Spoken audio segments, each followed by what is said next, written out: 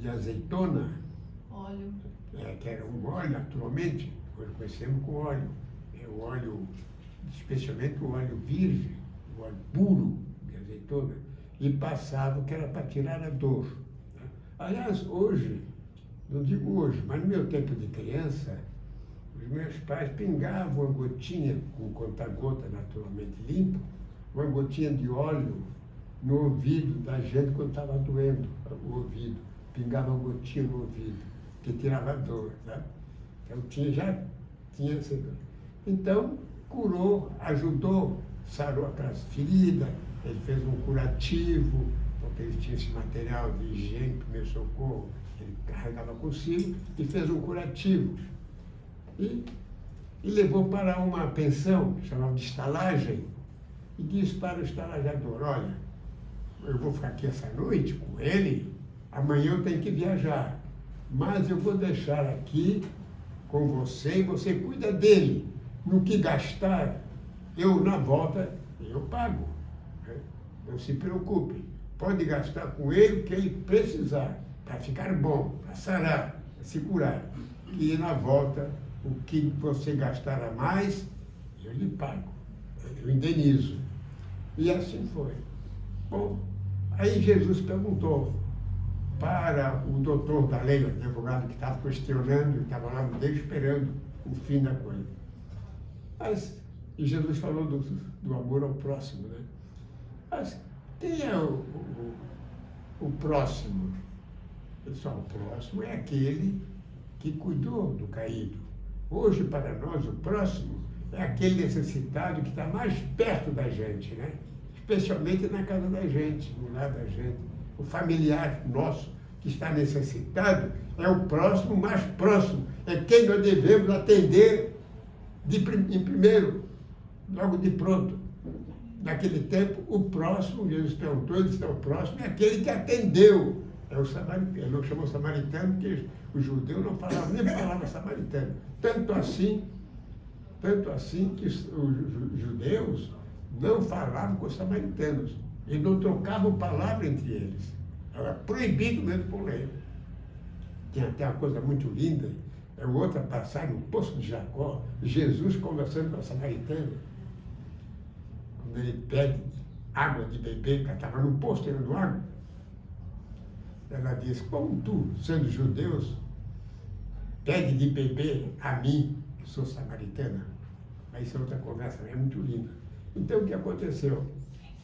Deixou com ele, deixou o dinheiro com ele, o samaritano deixou não sei quantos mil reais, né? E com ele, olha, gaste isso aqui com ele. Se faltar, na volta eu pago mais. Então, falou do próximo. Nós sabemos que quando nós encontramos alguém, eu mesmo ocorreu comigo. Eu estava morando em Ponta Grossa. Ponta Grossa é uma cidade do Paraná. Meu longe de Curitiba fica 110 quilômetros. Eu fui muitas vezes aí, eu morei lá. E eu estava levando as minhas crianças para a escolinha de evangelização, onde eu era um titio, era professor. Eu tinha 75 crianças, dava aula para elas. No centro espírita, que ficava numa rua sem saída, bem na entrada de uma favela. Era Centro Espírita Fraternidade. A rua São José. E eu dava aulas ali. E eu passava por trás do quartel, era militar, com uma criança aqui no meu ombro, com um cavalinho, né? Que ela tinha 2 anos e meio, e o outro menino de mão. E chegando numa esquina, tinha um homem caído. Ali era uma taberna, era um boteco, assim, lanchonete hoje. Estava caído na calçada, eu vi que estava um pouco molhado. Eu digo, olha, botei a menina no chão, só espera aí, e a minha escolinha ficava logo na esquina, na frente um pouco. Que eu vou atender esse cidadão, ou ver ele, pode estar doente, tal coisa. Aí cheguei perto dele, ele quando me viu, ficou levantado, sentou, tirou o facão que estava atrás dele e disse, olha, vem aqui, venha, vai se meter com a tua. Aí elogiou a minha mãe, né? Aqui com o facão. A menina começou a chorar, né? Digo, opa, não dá para ser bom samaritano aqui, não.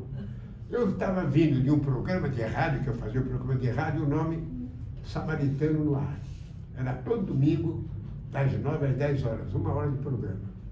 Eu estava vindo do Samaritano. Me lembrei do Samaritano. Digo, vou socorrer o pobre coitado, está caindo aí. E deu no que deu. Vem aqui, vem com o facão na mão. Vem aqui, vem. Aí, com licença.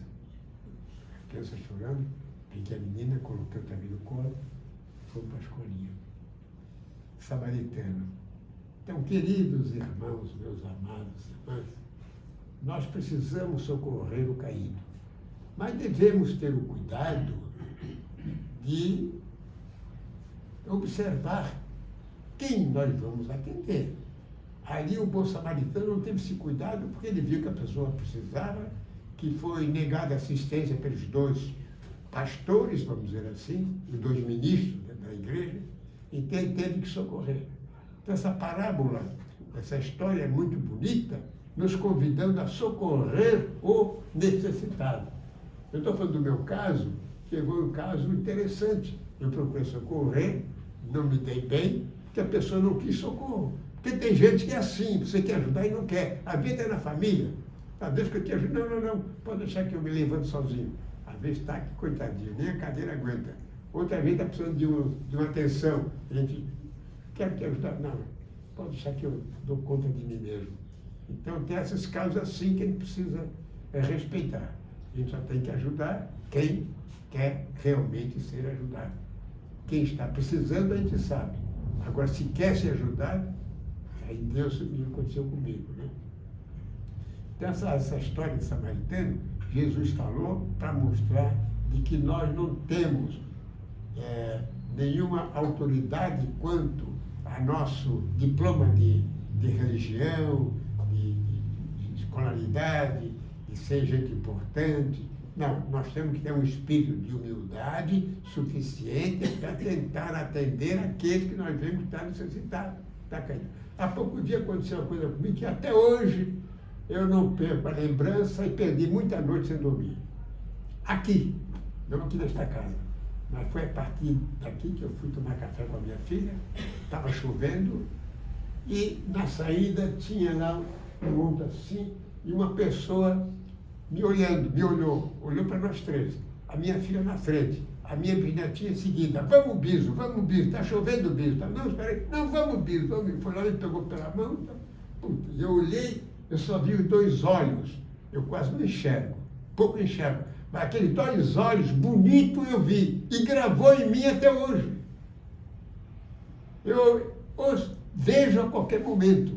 Eu perdi várias noites sem conseguir dormir. Que eu deveria ter teimado com a minha neta e com a minha netinha e socorrido. Não fiz isso. Deveria ter feito. Tinha obrigação de fazer. Então, às vezes, eu fico pensando, para que vale o conhecimento? Para que vale a experiência, se você não faz uso dela? É como nós estamos aqui nesta casa abençoada, que nós recebemos aqui algumas lições de como sobreviver a alguns acontecimentos, a alguma situação, como contornar outras situações, aprendemos, assimilamos, saímos daqui e esquecemos. Não foi meu caso, não poderia ter esquecido. Nem poderia ter esquecido que eu sou espírita desde a idade de 15 anos. Eu estou com 96. Faz tempo, né? É claro que no tempo da mocidade eu queria praia e carnaval. Eu nasci aqui, no Saco Grande, saí daqui para ir para o Exército, estava com 20 anos, fui lá no continente, chamado 14BC naquela época, fiquei 1 ano e meio lá, depois fui fazer um curso, nunca mais voltei para morar em Florianópolis. Meus pais aqui, meus irmãos, todos morando aqui. E eu não consegui mais voltar. Não tinha mais, pedia transferência, não dava, não tinha vaga, não havia interesse. Não. Então eu terei 35 anos sem poder voltar para cá. Agora estou voltando. Bem depois com essa idade, por motivo de saúde. Por motivo de saúde. Estou morando com a minha abençoada filha, que está me dando casa para morar. Então, graças a Deus. Graças a Deus. E vim aqui nesta casa. Eu podia ter ido na casa onde meu pai foi fundador. Centro Espírita Dr. Bezerra Menezes, que a nossa Maria Rosa conhece, já falou lá, inclusive. Ela fez aniversário agora, dia 20 de julho. Fez 81 anos a casa. Sempre funcionou. Mesmo no tempo da pandemia, funcionou. Então, pequena, humilde como esta casa, porque assim mesmo, a casa do caminho, lá na Judéia, onde moravam os apóstolos, depois foi morar a mãe de Jesus, era uma casa simples também, atendia os necessitados. E quem não é necessitado, não se sente necessitado, não busca Jesus, não busca socorro, porque a dor é que muitas vezes nos aponta o caminho. É claro que muitos procuram sem dor nenhuma, vai por curiosidade, vai por querer saber de que se trata, o que é o Espiritismo. Então, essa abençoada doutrina, que está sempre à nossa disposição, falando de Jesus, e Jesus é nosso mestre, governador planetário, nosso mestre, nosso Senhor, o Espírito mais perfeito que habitou esta terra, e não resta a menor dúvida, faz 4 bilhões e 500 milhões que ele começou a construir essa terra. Veja, naquele tempo, 4 bilhões e meio de anos, Jesus já era Jesus. E nós? E nós? Quando seremos um Jesus, hein? Quando seremos? Mas ele disse que nós todos, se tivermos o amor que ele tem, amar Jesus, da forma como Deus quer que amemos, e Deus, claro, diz ele, nós somos capazes de fazer o que ele fazia, e diz ele até muito mais. Então, todos nós chegaremos um dia à condição de anjos. Quando nos tornarmos espírito puro, não reencarnaremos mais. Só viremos à Terra para cumprir missão, claro. Aqui tem espírito puro, cumprindo missão, mas sem necessidade nenhuma de reencarnar. Não há necessidade. Não precisa mais.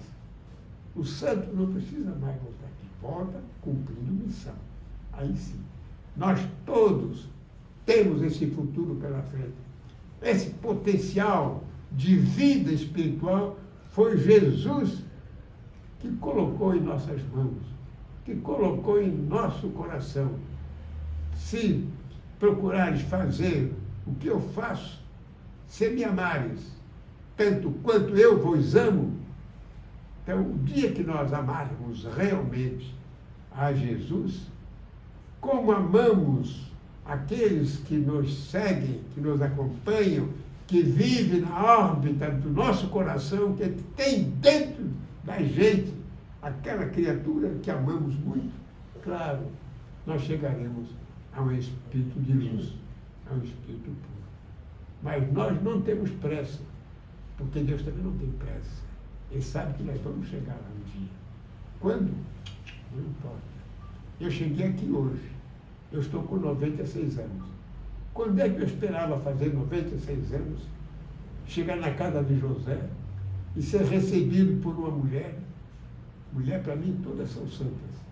Me abraçar, dar as boas-vindas, me acolher como se eu fosse já um velho irmão, um velho amigo, permitindo que eu aqui me mantesse, quando tem ali a casa fundada pelo meu pai. Que eu participei da fundação, da instalação, da criação, quando guri. Ele dizia assim, você vai ser o primeiro pregador aqui do Bezerra. Eu, pai? Eu disse, o que é isso? Veja as tuas mãos. Numa mão você tem um pacote de prego, na outra mão tem um martelo. A casa é de madeira que nós fizemos a primeira. Você está me ajudando a pregar? Você é o pregador, primeiro pregador. Aí eu entendi que pregador eu era. Então, queridos irmãos, ficamos por aqui agradecidos, agradecendo muito aos benfeitores desta casa que estão sempre aqui à nossa disposição.